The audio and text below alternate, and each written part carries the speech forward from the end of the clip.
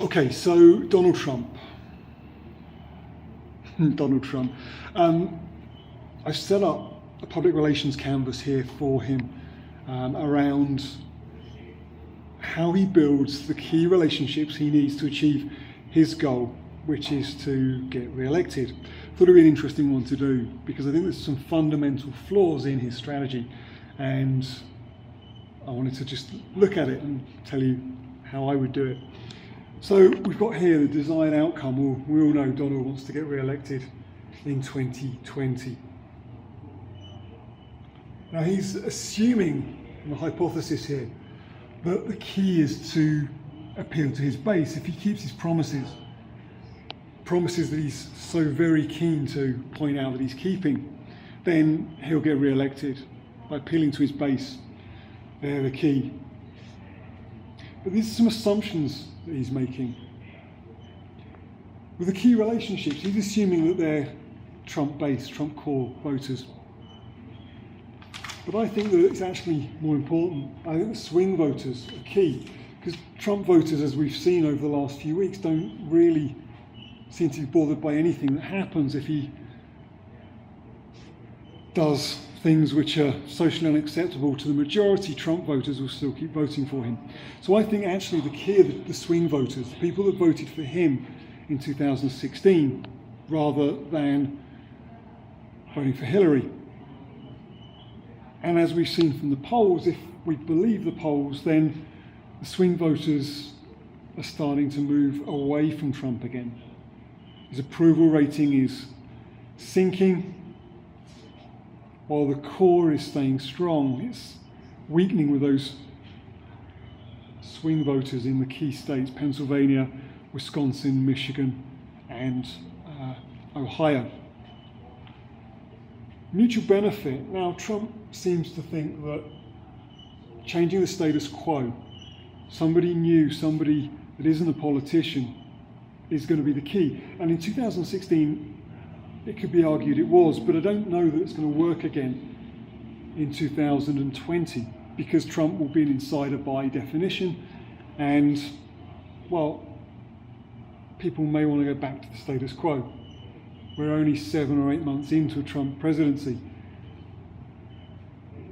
Things aren't looking good. Timing. Now, this is really, really important. Trump's already registered for 2020. He's campaigning to try and strengthen his base. But I think actually more important is 2018 with the congressional elections. If Trump loses a majority there, and with the approval rating the way it is, given the fact that they're saying that congressional approval rating is lower than Trump's approval rating, which seems hard to believe.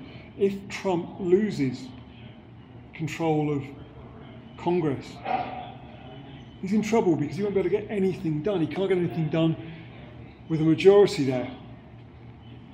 If he loses control, then it becomes more difficult. And in a conversation platform, now Trump thinks that Twitter is his way to communicate, yes, to his base.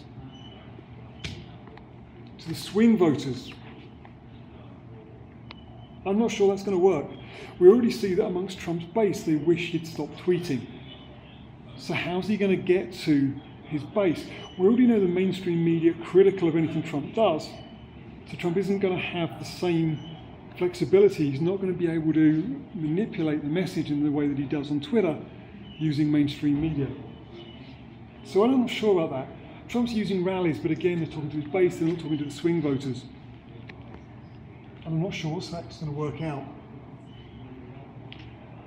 So the riskiest assumption that I think Trump is making right now is that appealing to his base is going to give him the outcome that he wants. It's going to get him re-elected in 2020. I think he's got to change his strategy, and I don't know that he's capable of doing it. I'd love to hear what you think about it. Do you think Trump's strategy is right? Will it get him re-elected? Or do you think he should change something?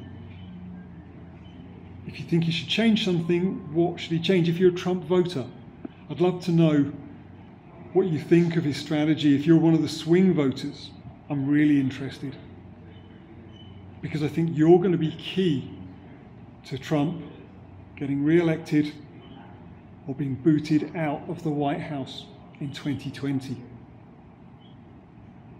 Now, I'm going to run some experiments over the next few days to figure out whether some of these assumptions are right or not. And we'll update the lean public relations canvas, and we'll figure out what Trump's strategy should be if he's going to get re-elected in 2020.